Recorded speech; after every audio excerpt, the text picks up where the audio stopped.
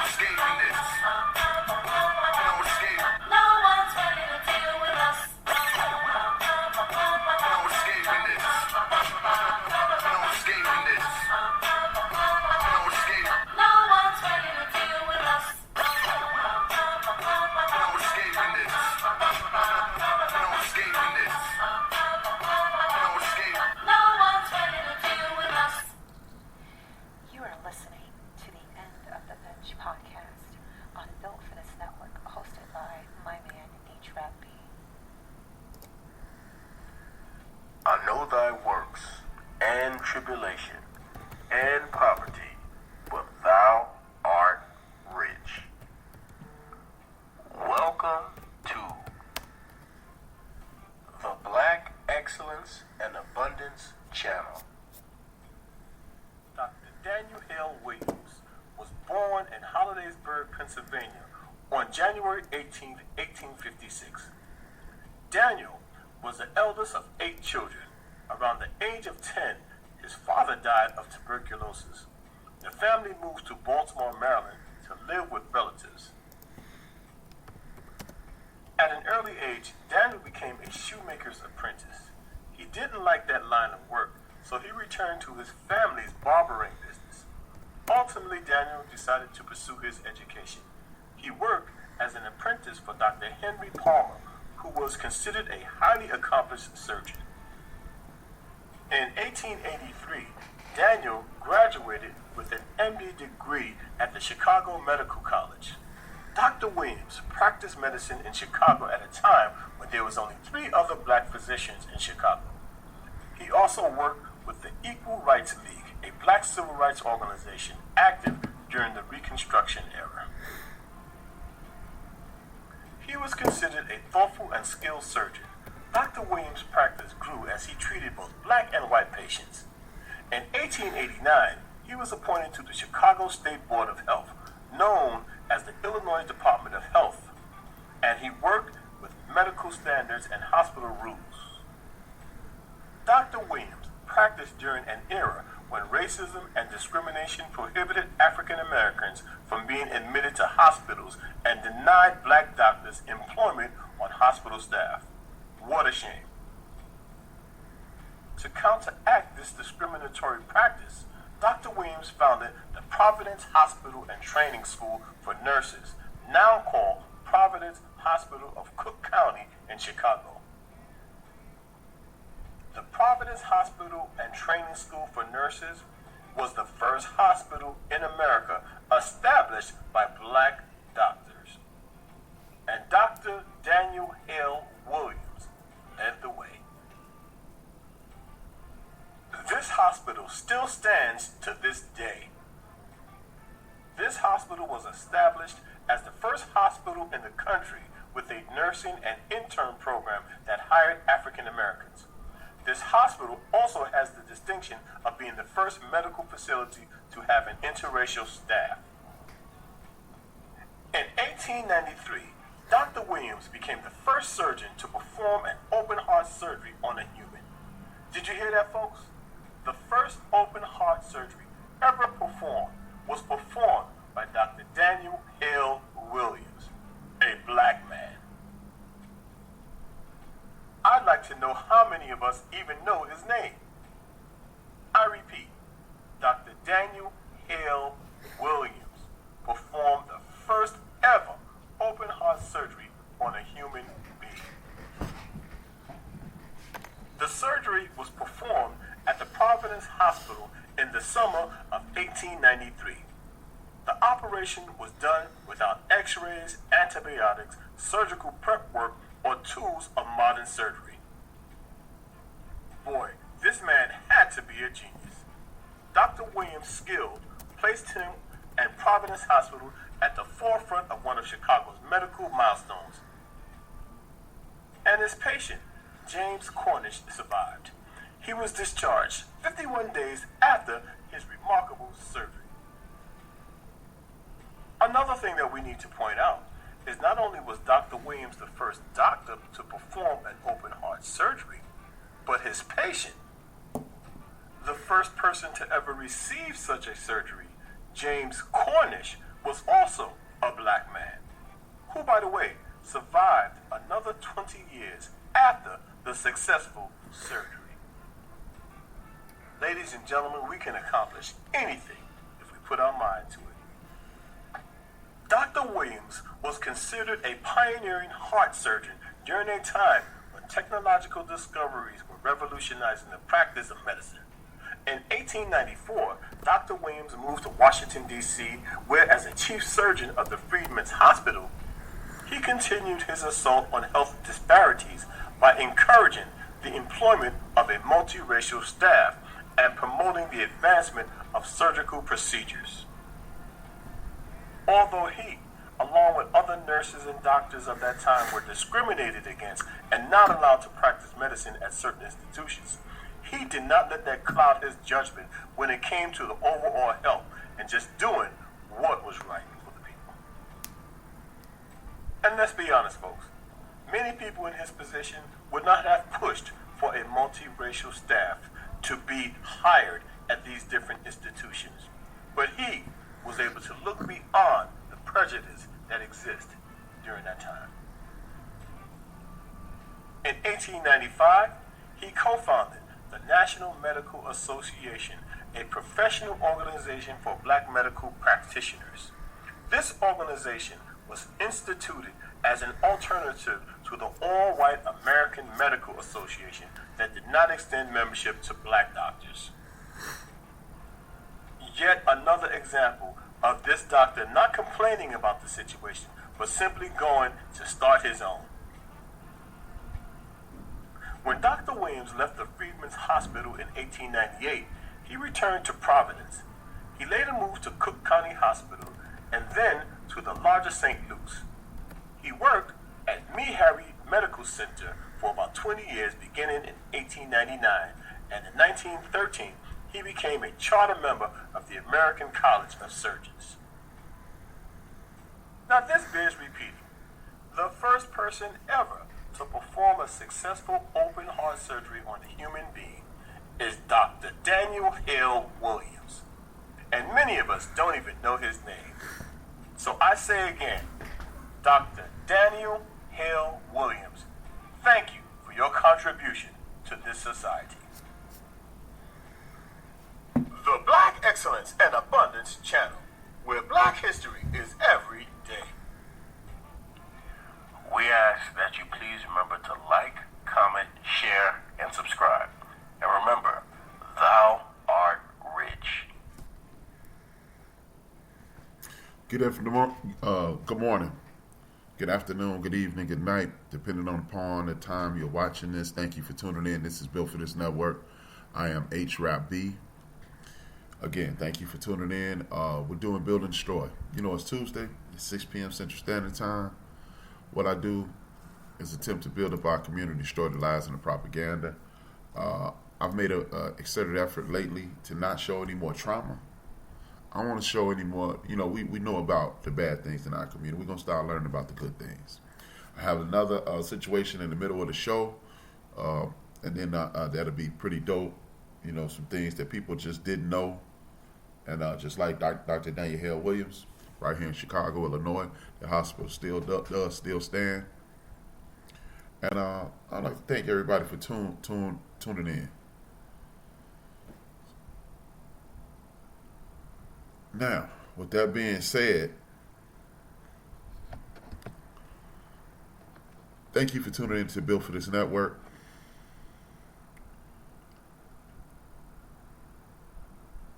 And God damn it.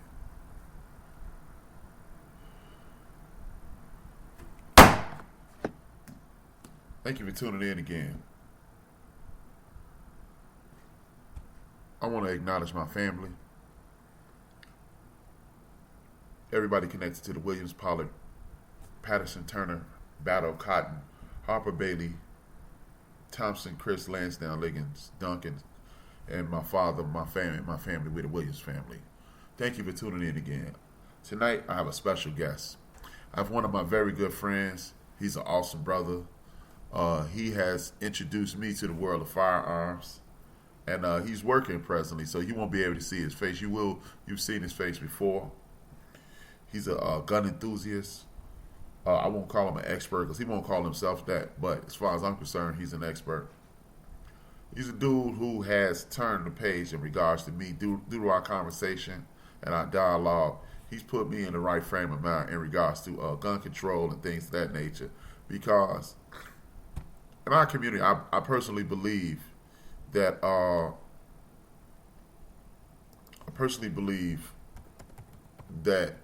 due to the propaganda and things of that nature, we've been steered away from guns. Our grandparents had guns. Some of our parents have guns. Some of our parents still do have guns. Guns are not an evil, wicked thing.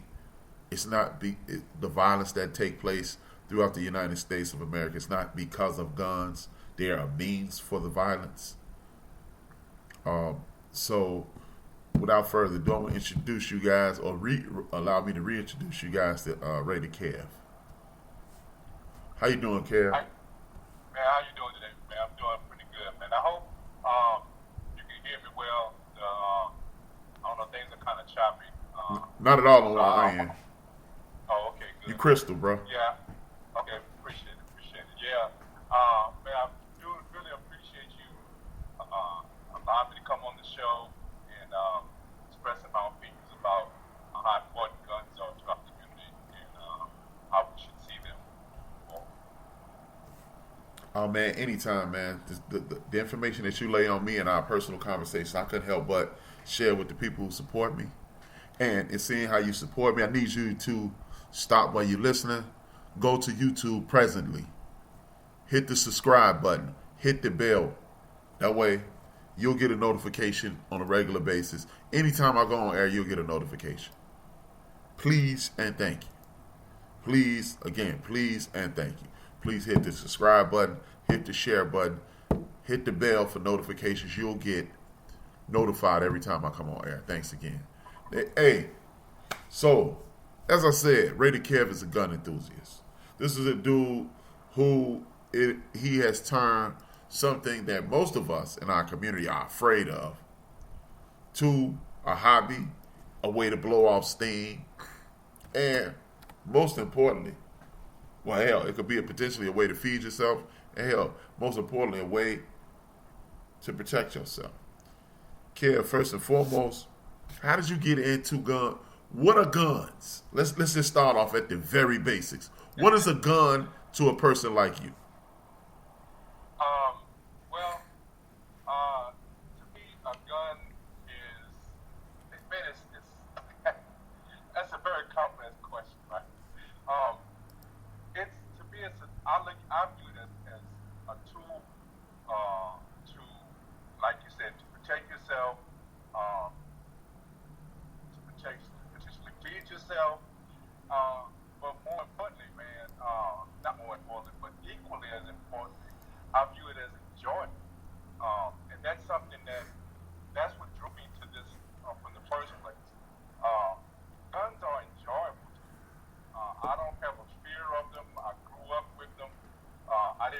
grow up with them and like on an everyday basis shooting them, but we always had guns in our house, right?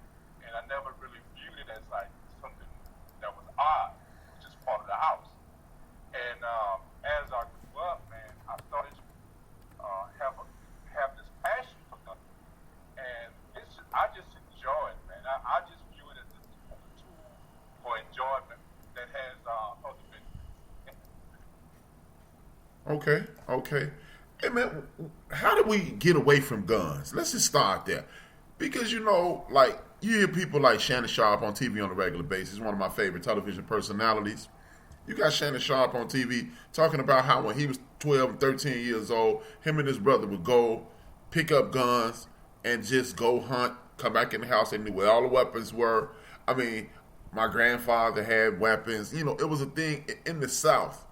It's something that's commonplace. But here in the North, and I'm assuming a lot of other places, due to the propaganda about violence and things of that nature, guns are not respected as, they're feared. They're not respected. So how do we get there? Well, in my opinion, what I think happened was, I think you have to go back to when America recognized that the black community was using guns to their benefit, right? Go back to the Black Panthers, right? They used the symbol of guns as we're not going to simply take being abused anymore. We're going to stand up for ourselves. And this took hold in the community, right? In California, Reagan, when he was governor, he passed the Morford Act, okay? Because he saw the power and symbolism of black power being associated with the weapon. And the laws on the books stated it was okay for you to only carry your rifle in public. And when people started understanding that, because you would see the imagery, right? And you would say, well, they're going to get locked up. Well, they didn't, right? And so when America started realizing, what, we have to not empower these people and actually give them a place, or not a place, but a weapon, so to speak, to give the community hope that they can overcome for real, not for play, but for real. And I think that's when the whole campaign, and I really use that word campaign in its truest form. The real campaign of America of taking firearms and making it the evil thing, not whatever act that is being committed with that gun, but the gun itself as the evil thing. And that, I think that's when everything gets sidetracked. So now you talk about in the media, when you hear of the violence, you don't hear about the issues that causes the violence. You hear about the tool that being used to perpetrate this violence. And that's what you have to control. Oh, if we could just control that tool, then the violence would go away. And then when that campaign starts, and if you know how they do, man, they take the black community and say, well, this is the only place, this is the problem. The black community is where all this gun violence is occurring. The black community has to be feared of this tool because this tool is destroying the community. Well, that hides the fact that there's no jobs, that you place liquor stores in every corner, you import and distribute drugs in our community. Those are the true tools that they use to keep the black community at bay. The guns are highlighted because they see if we allow these people to embrace this, then they might actually have some hope. So I think that's where that fear in our community is just strictly propaganda. I think it's just strictly the media has done a great job of criminalizing the gun itself and not the acts and not what totally agree with you, man, because like you said, if you find out how many people were stabbed a year, you probably be amazed. And if you find out, other things about what's going on in America, you'll be amazed. Like last week when we were on a show, me, you, and Charlotte on a Thursday show, 6 p.m. Central Standard Time, same network. Y'all found out that only 10% of the population, or less than 10% of the population, between 1977 and 2013 used drugs. And if you found out how many people were stabbed, how many people hit with blunt objects and things of that nature, you may be surprised, because those things are just as prevalent as guns. People will hurt you any way they can. There's people who don't have the means to get a gun that still hurt you.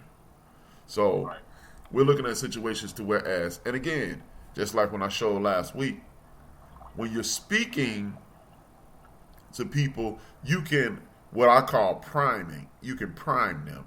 And what a prime is get you ready, get you in the line of think, in a specific line of thinking that I want you to be in. The example I gave last week, I kept saying every 7 minutes throughout the show, I said the word yellow, yellow, yellow, yellow, yellow. And then I asked y'all to tell me the first piece of fruit that come to your mind. People said bananas and lemons, because I said yellow, yellow, yellow, yellow. So if you say gun violence, gun violence, gun violence, and then you start always showing black people, the traditional, a reasonable line of thinking would think black people are doing all the violence, but that's not necessarily true. We're over-policed, we're overcharged, we're over-prosecuted, but that does not mean we are overly violent. We're more violent than the next person. An example of that is, you ask the average black person, what's the percentage of black-on-black crime? They will immediately tell you 91% of black people hurt black people, so we need to get our acts together.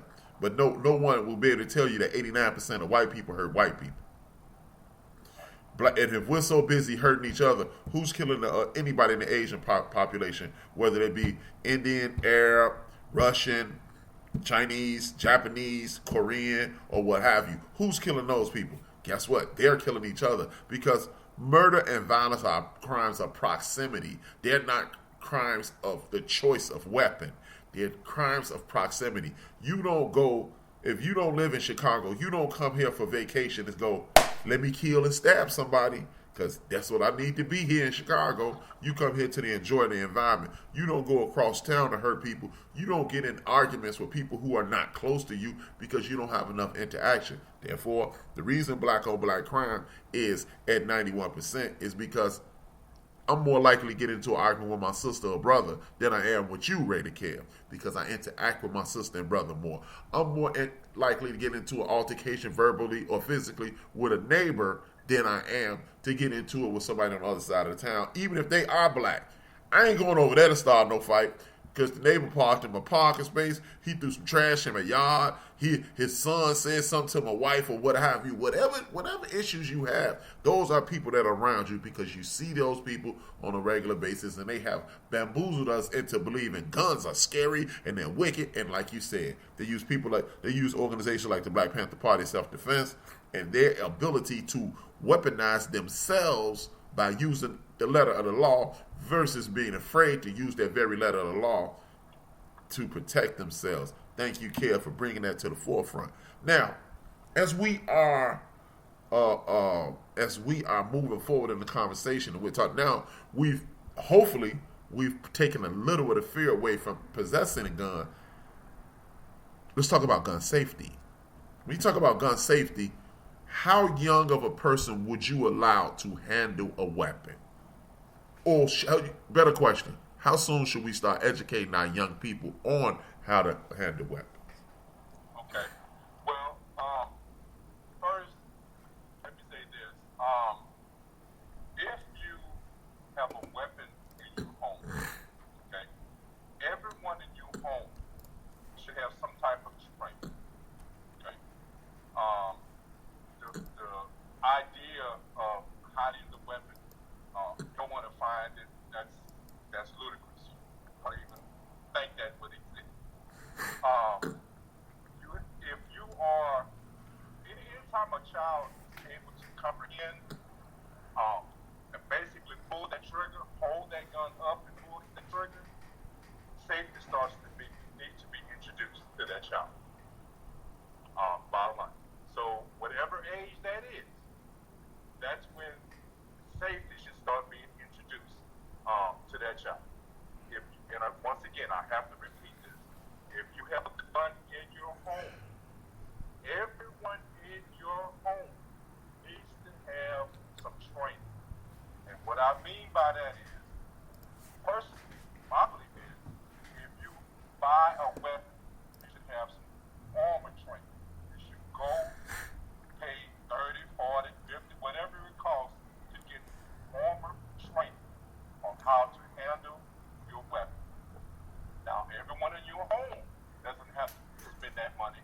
trained, but you, after you've been trained, need to train the people in your home how to safely handle that weapon, how to clear that weapon, understand what that weapon is capable of, how to break down that weapon.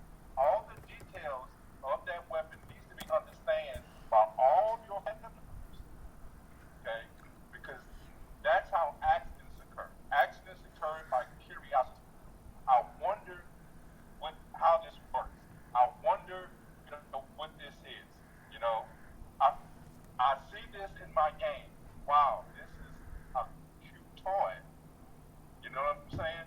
You have to really drive that home to these kids. This is not a toy. The imagery you see on your games, the imagery you see on TV is not reality. This is reality. And have to understand, respect, because one of the biggest issues we have in the gun community, of course, there's violent crimes committed with guns, and all those things exist. But one thing that can't be totally controlled by gun owners is accidental shootings.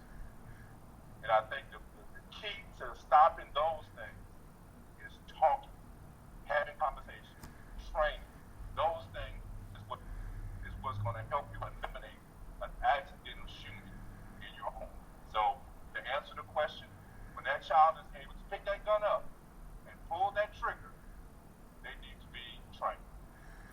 Oh man, thank you for that. And for those who don't know, Rady Kev is a sports enthusiast. He's a social climate enthusiast. He's an all-around interesting person. And if you want to get to know him a little better, I need you to go to YouTube right now. Even while you're on this show, pull up another YouTube if you're on your PC, or wait till the show is over and go to Raider Kev on YouTube. Raider Kev. It's spelled phonetically, RAIDERKEV on YouTube. He's talking about guns. He's talking about gun safety. He's talking about sports. He has an engaging personality. It's well worth the watch. His videos are a lot shorter now. He said he wanted you to be engaged and stay engaged. So he's shortening his videos. But I don't mind his videos because they're always real good. So I need y'all to support that brother. And it's another brother in the chat room. He goes by the name of Finest Wine, and he has the exact same way. I've never seen anything about weaponry, but he has engagement with entertainment. He's cooking up some marvelous dishes, and he has some young ladies who's working with him. It's going to his chef Finest Wine, but it's on Finest Wine on YouTube as well. Awesome brother, and I want him to know, hey man, you give me mad support. So even if you miss a few shows, I don't care. You support me on a regular basis, just like I support you. And that's the move we out here to do, man. We trying to support each other because we have information for our community to advance our community and empower and make our community better. Now back to what we were talking about. Now you talk about little kids. Of what would you do if you had a wife, sister, daughter, or cousin, not just women, but men, because there's a lot of men out here afraid to handle firearms too. How would you convince them or teach them that, hey man, this is something that you need to do, and how would you tell them, and what are the steps would you would take? Well, first I would just have a conversation, and I would basically just ask the question. And most of my questions would be why you have this fear. What are you fearful, right? Is it that you don't think they're safe? And then I will attack that. I will show them that it can be safe when you are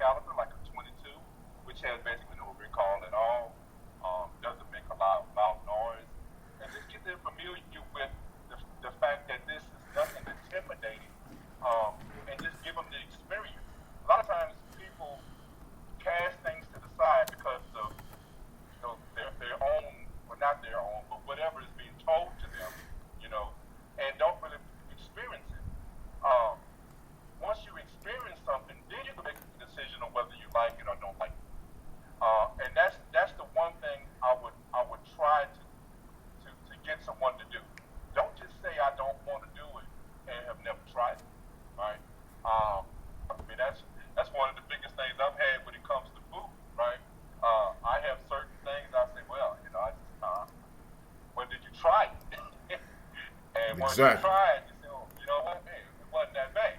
You know what I'm saying? So that's the way I would attack that. Have a conversation and get to the root cause of why you are against guns. You know, if it's you're against the violence that guns is perpetrated in the neighborhood, well then we'll have this conversation and show them that the gun is not the criminal. The criminal is the criminal. And just to touch on that just a little bit, we were talking about how guns are used as the the reason why crime exists, right? In England, they have the most stringent gun laws in the world. Okay? I mean, they just lock those things down. So, don't carry guns. The special police in England have guns. But right now, there may be issues happening. Now they want to outlaw knives. Exactly. So it's not the tool. It's not the tool, right? It's the person. It's the criminal. And that's what we have to focus. Yeah, I totally agree with you, man. We've been brainwashed in this country to believe that guns and people are violent. Conditions make people violent. You put somebody in survival mode, they're going to do what they have to do to survive. And that's what, as a community, as a society, that's what we need to grab hold to. If you look at the most violent, the most murderous community in the United States of America, they had the last Olympics in South America. There are more murders in South America today than anywhere else. You know why? Because there's a lot of opportunities. You put people in a situation to whereas all I know how to do is survive, and I will hurt you to make sure I get to tomorrow. People will hurt people. It ain't, it's this lyric from this song. I can't think of the song. The artist is Talib Kweli, and he made this statement: people don't sell crack because they like to see people smoke. People sell crack because they broke. People don't enact. If you gave everybody the equal opportunities, if the people in the United States of America and government lived up to the promise of the Constitution, you will reduce crime at least tenfold.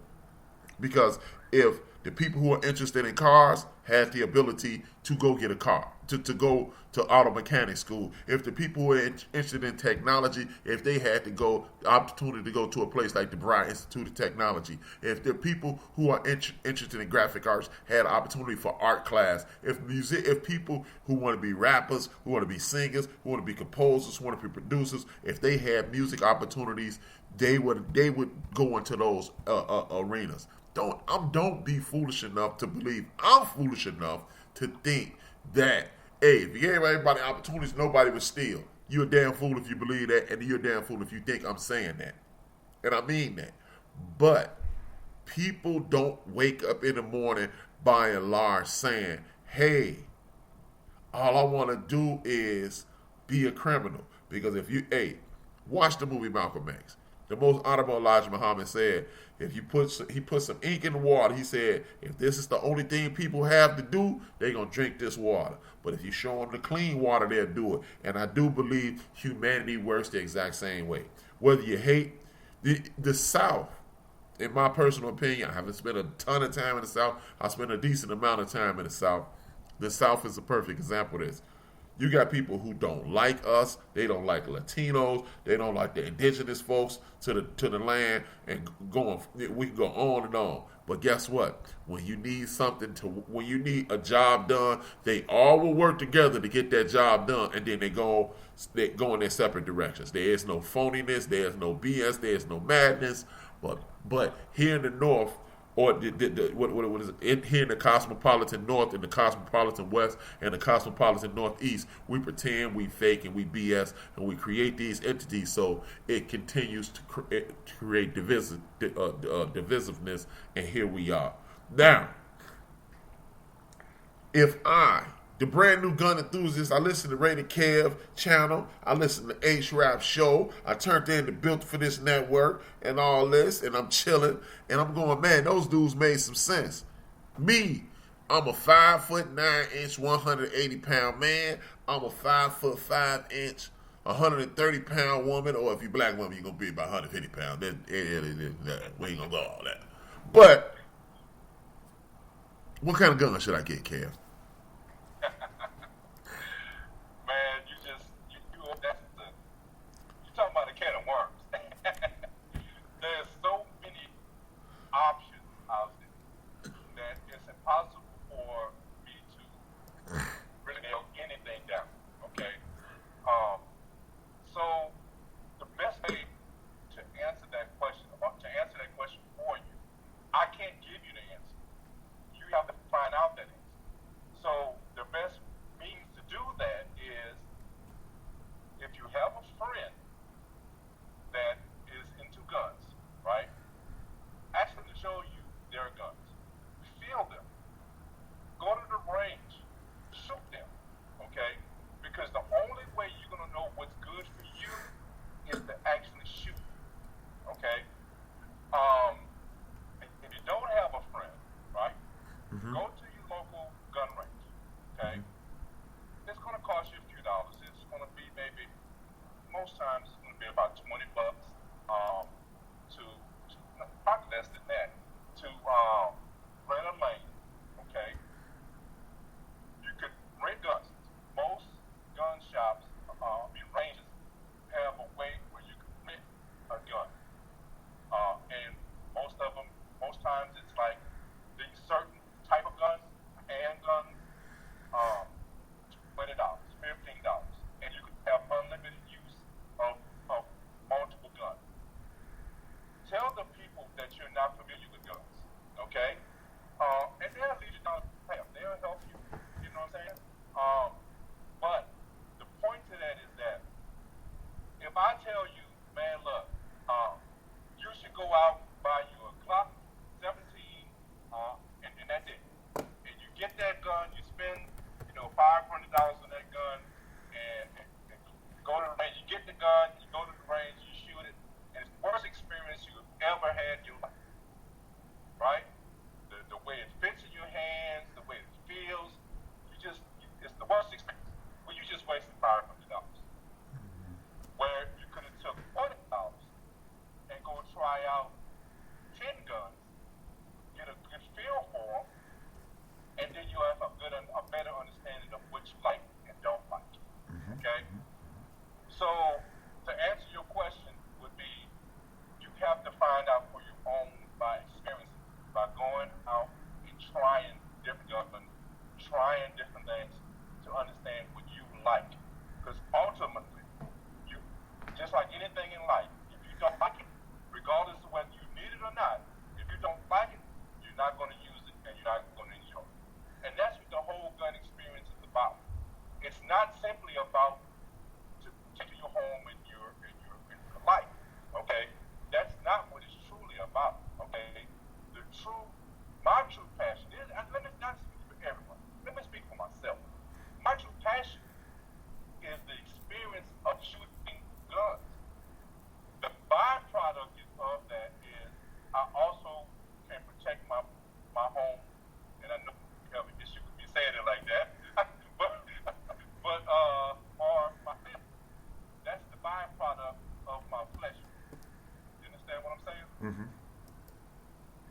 Yeah, and for those who didn't catch that, me and Rainy Kev, we had a lot of conversations, and me being a criminal justice major, I suggested to him, and he knew it already, but I had to remind him, once you, in the event that you take the words of Rated Kev and the principles of this show and apply them to your life, and you go purchase a firearm, whether it be a long rifle, a semi-automatic rifle, an AK-47, or whatever you go purchase, a handgun, whatever you purchase, in the event that you're forced to hurt someone, you have an intruder into your domicile, when you speak to the police, because people who work every day are not the friend of the police. I don't give a damn what country your ancestors were brought here from, or if you're indigenous, or if you migrated here. If you're a working class person, you are not the friend of the police. If you want to believe you are, just wait till you break the law. But the reason I'm bringing this up is, if somebody comes in my apartment right now, my front door is right there. If somebody come in here and we live record, and I look over and I shoot him, and y'all see he approaching me and I shoot him.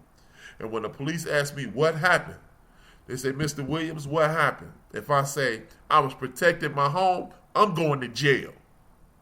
Because a home is an inanimate object. If I say I was protecting my life because I live alone, or if I say I was protecting my family, if I have one, then I'm within my legal rights. That's what we were talking about. With that being said, I want to show you guys another video to empower you again. I told you, I'm going to try my best. I'm going to still show some traumatic videos because you need to remember where you are in the history of this country. But I also want to show you some amazing things about what we are, where we come from, and what we're capable of. If you missed the top of the show, the first opera heart surgery was performed by a brother right here in the Chicagoland area. And you are going to, this is going to kind of shock you as well. Me and Ray the Care will be back. We're going to talk about gun safety. We're going to talk about cleaning guns. And then we'll move forward in that conversation. Stay tuned. Check this out, and we'll be right back.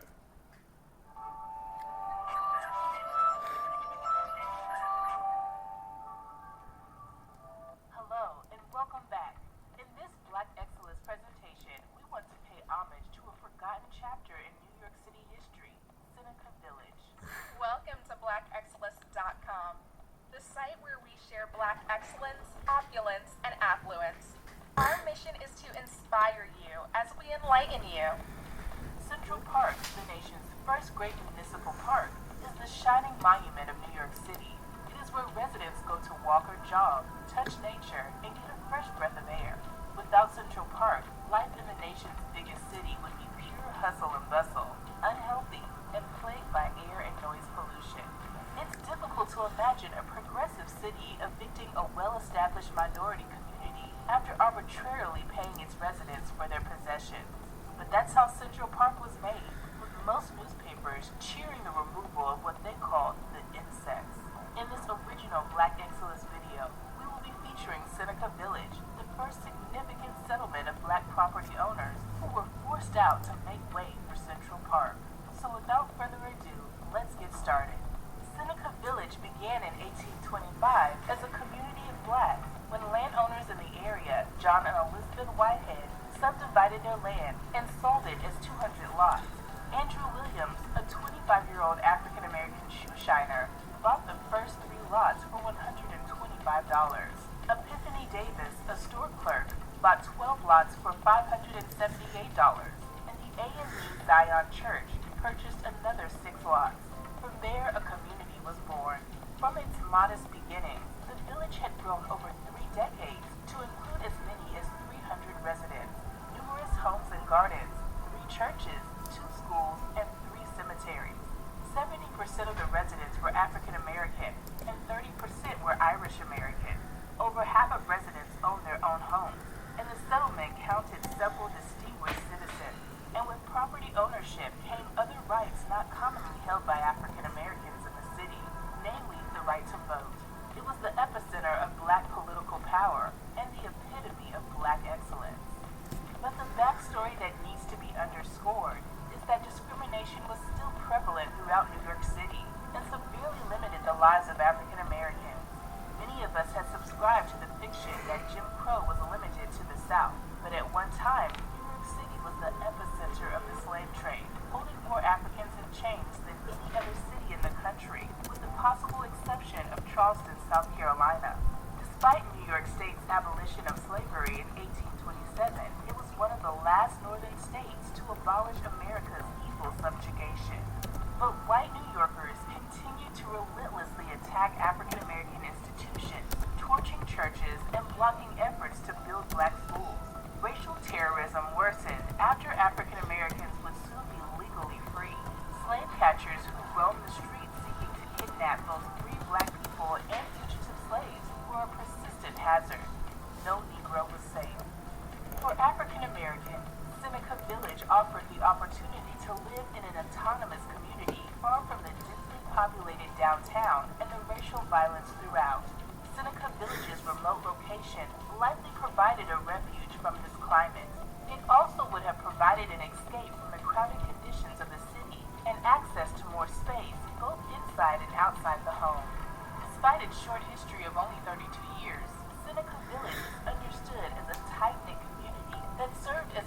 stabilizing and empowering force in uncertain times. However, the city's prosperity was cut short when the city cleared the way for its hallowed park by evicting the black residents of the land.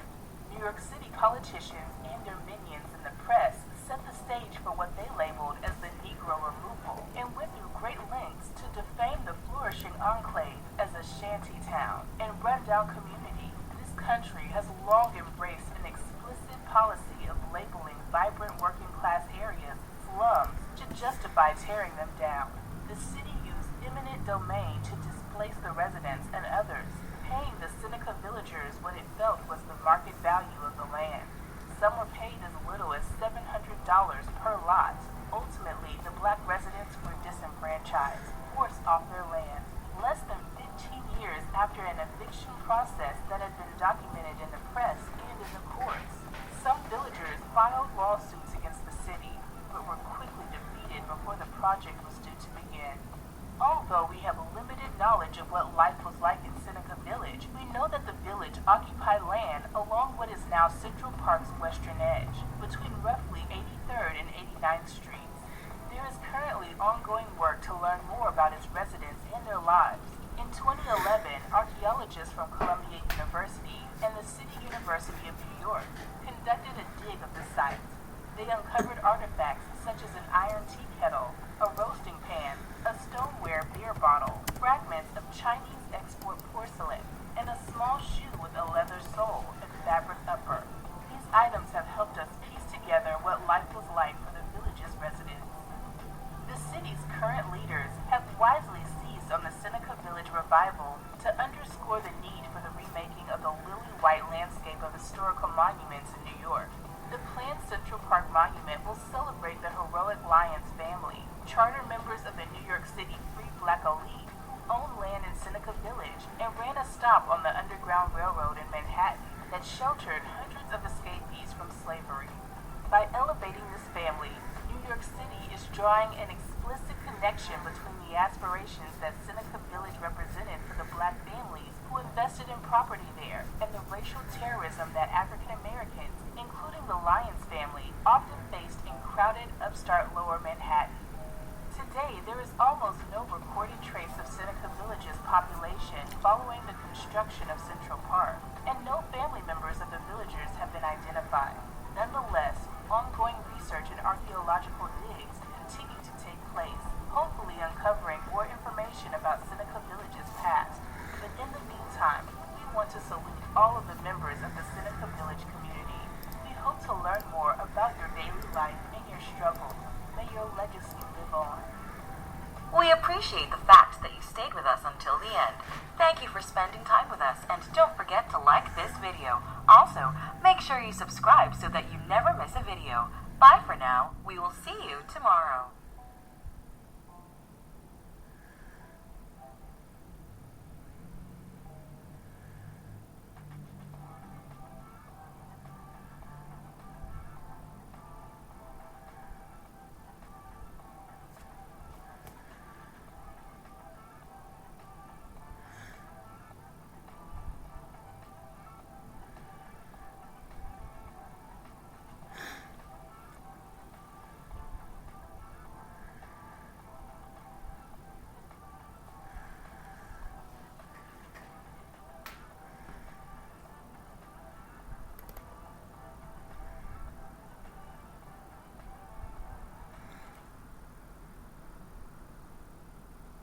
Welcome back to Built for This Network. I am HRap. This is the End of the Bench podcast where we build and destroy. We build up the community, destroy the lies and propaganda around the community. This evening we're talking about firearms. We have our resident firearm expert, Raider Kev. And again, if you want more information, I need you to go to Raider Kev on YouTube. Raider, Raider KEV on YouTube, and you will be able to reach out to him directly, ask him questions. And while we have you here, if you have any questions that you want to put in the chat room, you can tweet me at HRap_B. You can text me if you have my phone number. You can create a profile on Spreaker.com and in the chat room here on YouTube, and you can ask Raider Kev questions. Raider Kev, we talked about why you need a gun. We talked about a gun needs to be in every home. We talked about how you can be trained for a gun. What I have a question before, if anybody else have any questions, I want to ask this: give me the top 5 things a gun owner or a potential gun enthusiast needs to be aware of if you about to purchase a firearm. Or Charlotte says she has a severe fear of guns. Help Charlotte out, and then give me the top 5 things. Okay, well, we talked about fearing of guns earlier, and what I would ask Charlotte is why she has that fear. Is it because of a personal experience? And that's going to be very hard to combat. If someone has an accident driving a car, it's going to be hard to convince that person to be calm in the car. So if she had a bad experience with the gun, it's going to be hard to combat that, right? If it's because of what she heard or what she has seen on TV or news that creates that fear, then we can attack that and understand where that comes from. That is not, certainly there are criminals out there getting acts with guns, but it's not to the level that we see in the media, okay? So there's a lot of ways, like I said, what you have to do first is have a conversation and understand why. Why does this exist? And once you have that conversation, then perhaps you can start attacking that fear because you know the source. Top five things you need to know. Okay. Well, first, and what was the question about? Like, when you purchase a gun, or was you Like, get into guns? if seeing how we are hopefully inspiring new gun owners, gun enthusiasts, much like you did with me, what are the top 5 things a potential gun enthusiast or gun owner needs to know? Okay. So, I think the first thing, my first question, or first thing you need to know or identify is why do I want to purchase a gun? Okay, because that's gonna lead you to what type of gun you should get. Okay. If the answer is I want to protect myself and protect my family, then more than likely we're going to talk about a handgun. If you want to say, well, I'm interested in gathering food and hunting, then we're going to be talking about probably a rifle.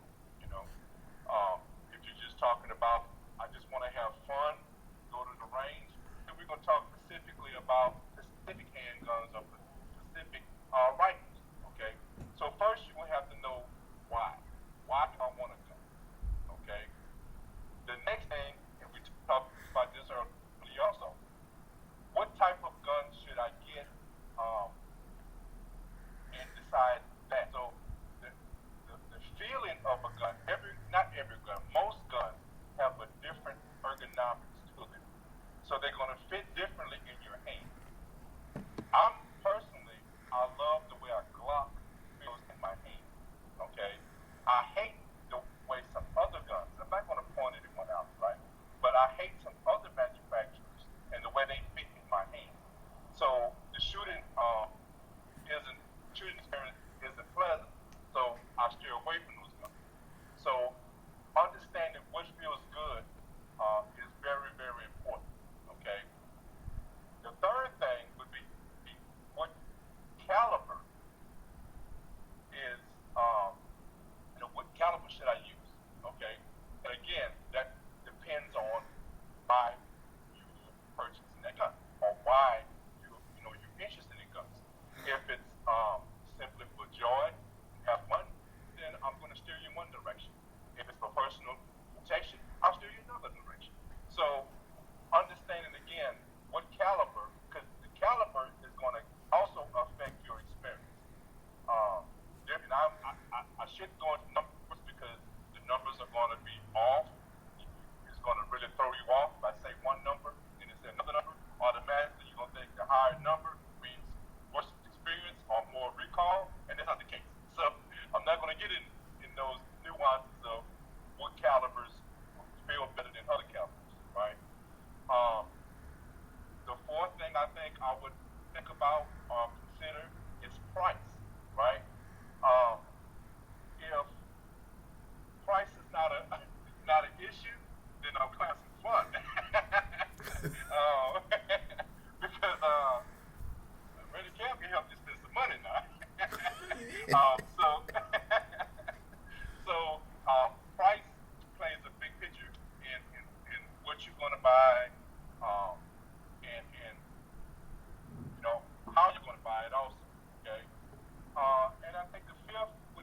I think, I guess maybe it's kind of like a stretch to think about a few things. But, yeah, well, okay, here we go. If you're looking to protect yourself in your home, where do you live? Because where you live is going to be a big issue of what type of gun I'm going to suggest to you to protect your home. If you live in an apartment, I'm going to steer you in one direction. If you live in a home, then there are a lot more options, right? So I think that would be I guess, the best 5 things I would consider to a person. And also, just to interject this, if anyone is interested in purchasing a gun and want to talk to me personally about it, you can email me at RadarCav, just like my YouTube channel, right? RadarCav 1975 at yahoo.com. A lot of people charge for consultations and talk. I'm not going to charge you that, right? Because I want you to have the best experience and not have cost be a factor. I want you to have the most information without cost being a factor, right? I want you to have the best opportunity to protect yourself where cost is not a factor. So if you have questions, if you want some information, email me and I'll be glad to get with you and we can discuss what you're looking at and what you're trying to do. I'm gonna cover Charlotte's statement. Charlotte said I haven't had a bad experience. I don't even know why. I just know when I see them, they scare me. This is unusual because my dad was in the Army and National Guard. Right. So That's that propaganda. yeah, and I was just about to say that. Yeah, that's the propaganda and the campaign that has been on the way since the 60s. And they have really done a very effective job of taking the gun and making it a horrible thing. Just to touch on this, okay? In last year, they were in total, I think, around 40,000 deaths by guns, by shootings. I think around 30, about 20 with murders, and a little over half were done suicide. At the same time, they were around 60,000, if not more. I don't know if those numbers are true. It seemed like those numbers are low to me when I saw them. But death by accidents in a car. But we don't look at cars as something that we should get rid of or restrict. Of course, we restrict limits and things of that nature. You have to have a license. But we don't view cars we don't have fear of cars at the same level as we have fear of guns. That's because there's not a campaign to stop us or restrict us from purchasing cars. Yeah, that's big business. Dolph said this. I'm gonna share this with you. Ease of operation should be considered, i.e., the revolver versus semi-automatic. Revolvers are easier to operate, but they do not hold as many rounds. Okay. So, and I would debate if they're easier to operate. So I agree with them. That's the biggest debate when it comes to handguns. Should I go with a revolver or should I go with a semi-automatic, right? And to answer that, it goes back to what I said earlier. Why are you using it? If you're using it for enjoyment, to go to the range and have fun, a fun experience,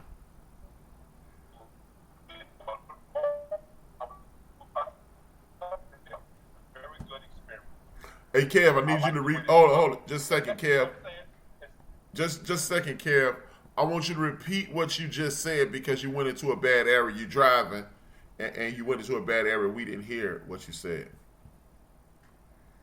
Oh, okay. I was agreeing with Dom about the revolver. The revolver is a very good experience, and if that's what you're into, then certainly that would be a good choice. But if you're looking for someone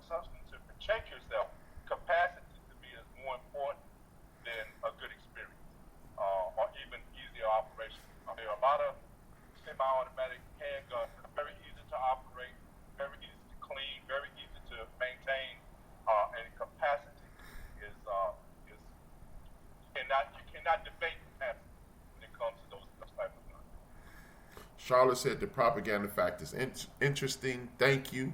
And how it, you know what? I forgot to ask. I got two more questions and we out of here. The first one is, how important is it to clean your weapon? And the second one is, this is something that me and you talked about, and I found it I found it insanely interesting. You mentioned defensive bullets versus attack bullets. Let me explain those two things: cleaning your weapon and how important it is, and the type of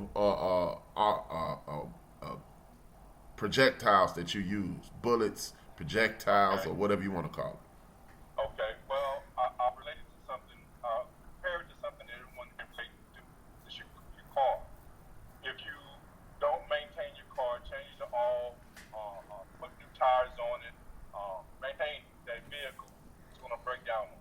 And when you least expect it, you're going to be stranded. Okay? Same thing with a weapon.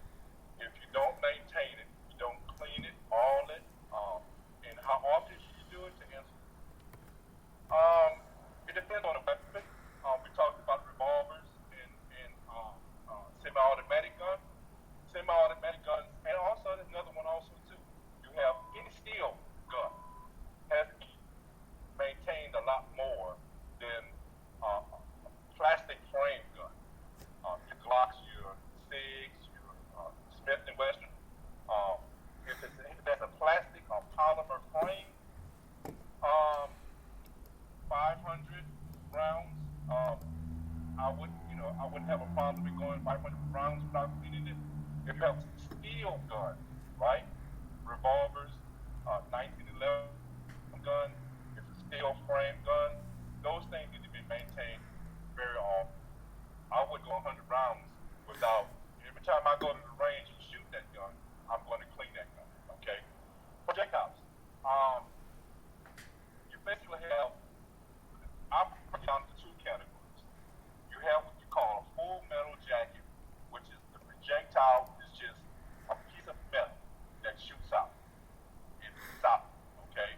You have hollow points, which once it hits an object, it's designed to open up and mushroom, okay?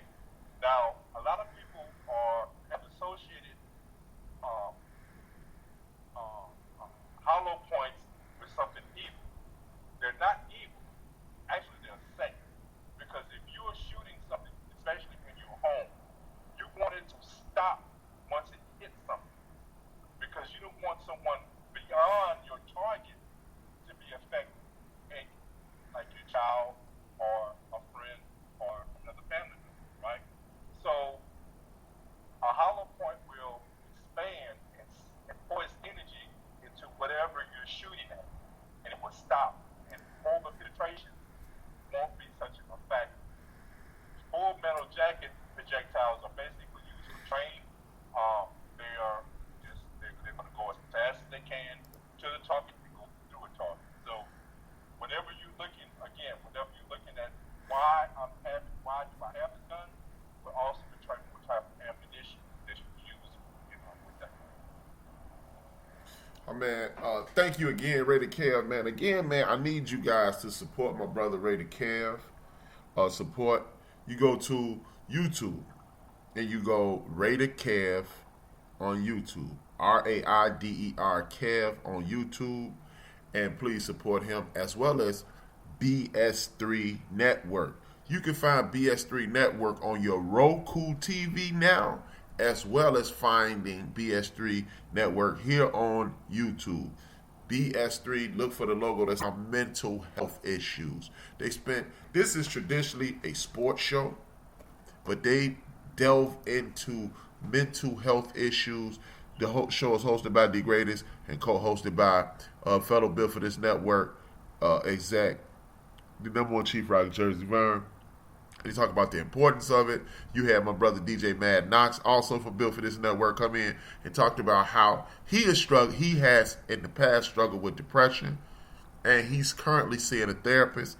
Find somebody to talk to. Me and Kev, we bounce things off each other at all ridiculous times of the night. At ridiculous times of the night. So we have each other. I got my people like my brother Steve Lott. Salute to the brother Steve Lott. He also built for this network. Charlotte, me and Charlotte bounce things off each other. Big Illinois. Find somebody who is not going to look at you in a unique way or judge you if you share with them. And some, if you can't afford a therapist or you don't believe in therapists, make sure you have good people around you.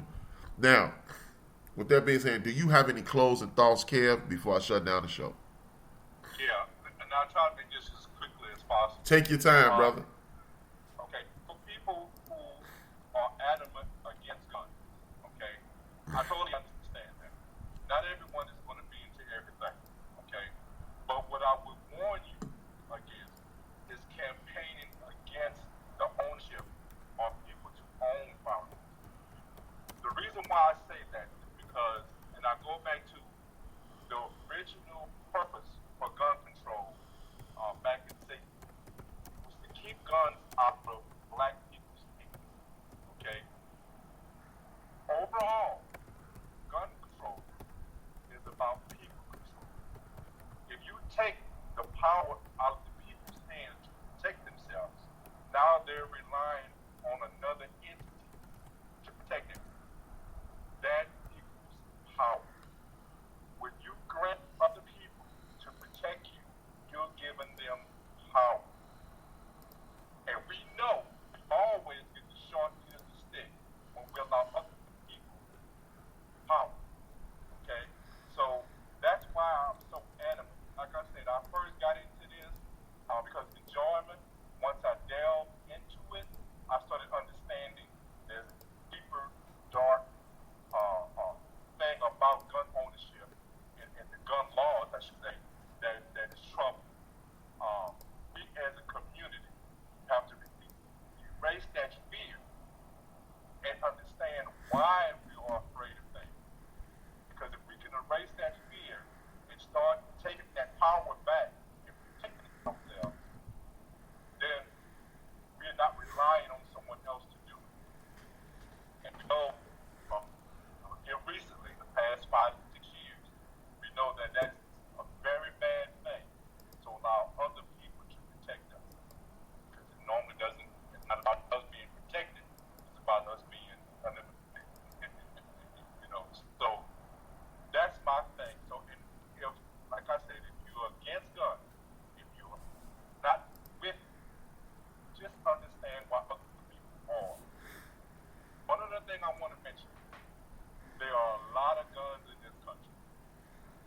The last stat that I pulled up, there are 430 odd million guns in this country. Okay?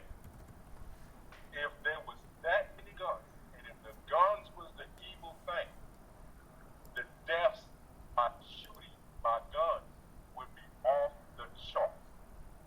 We would not be talking about 40 or whatever thousand deaths. We would be talking about millions.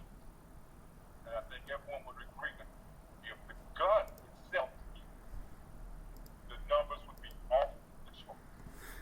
So the fear of guns, I think, is driven by propaganda, and it's driven by, that wanting to control us and keep us in our, aka in our place. And that's my opinion. My man, thank you. One other thing, let me add one other thing. Okay. If you're getting into guns and you want some information, I have some organizations that you can reach out to. Okay. Hugh Newton Gun Club. Look them up online. They have some great information. They can lead you to gun clubs in your area. Okay. And you can get some assistance from them. A Black Gun Matters. It's a young man that started. His passion is a lot like mine. He's more organized. He can also help you, lead you into some clubs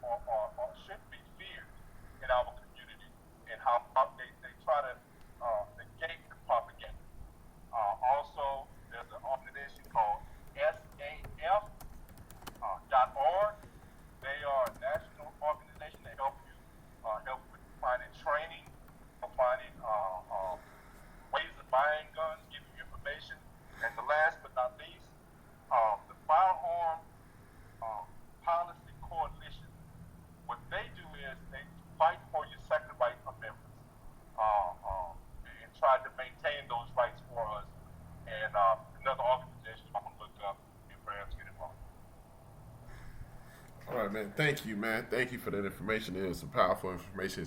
It's invaluable information, especially for our community, because we are in a heightened racial sensitivity time, and we have people who don't mean good by good working class people, especially black people.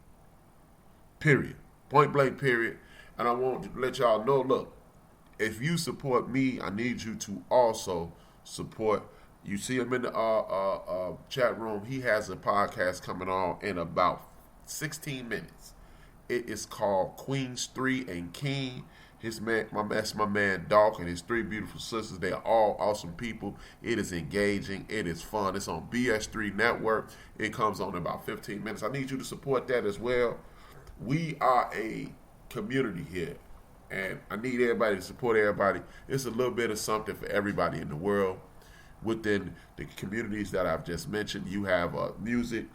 You have my girl, Girly Girl, the Mandelion for adult conversation.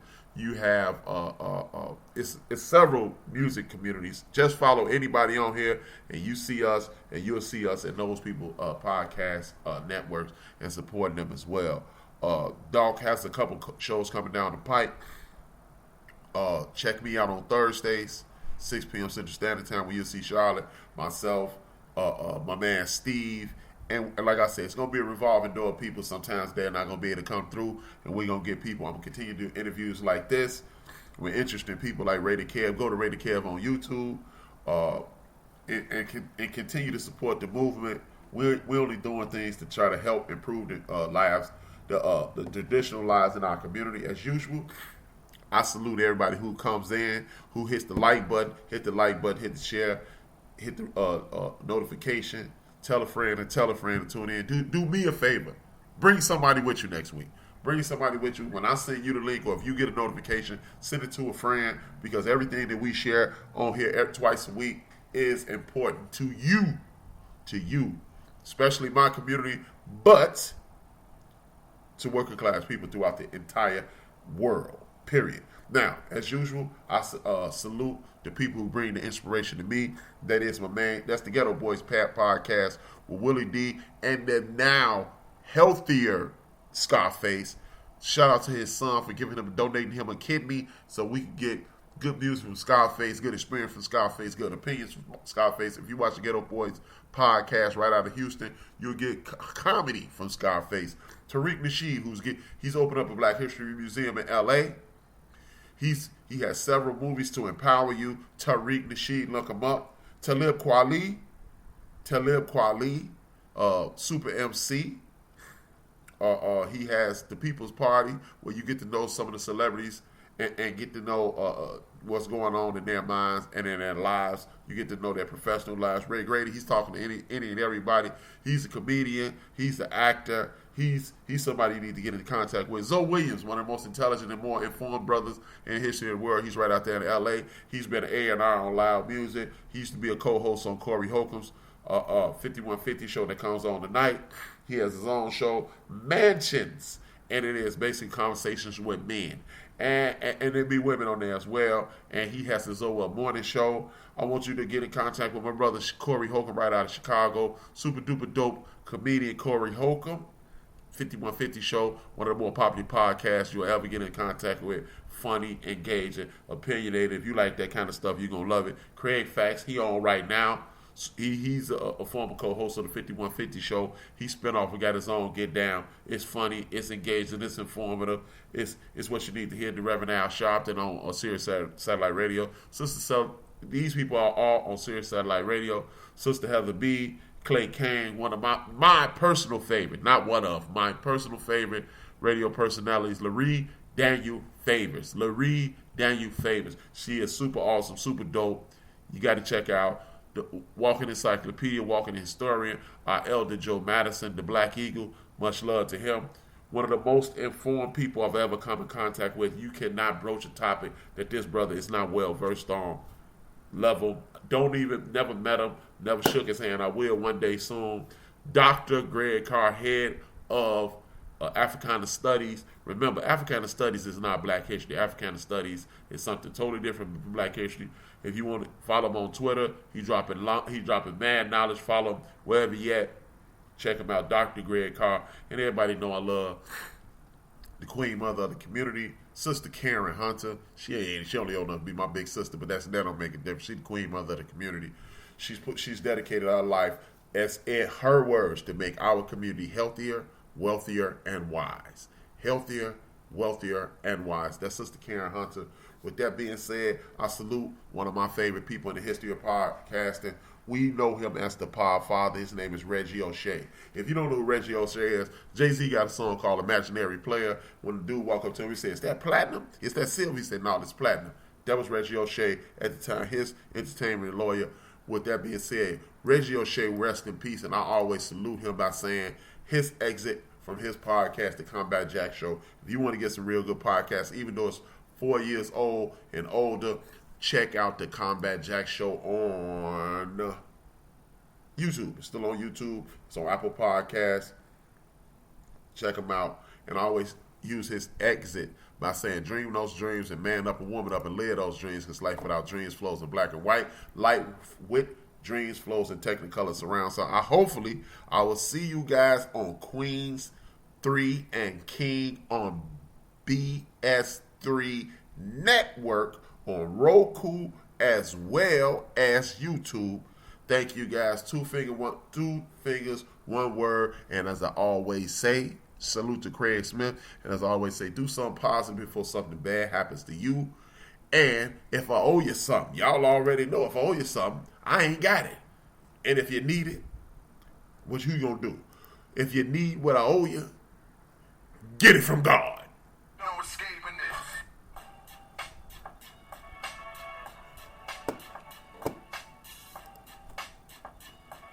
We are built for this network, for the strong, not the weak.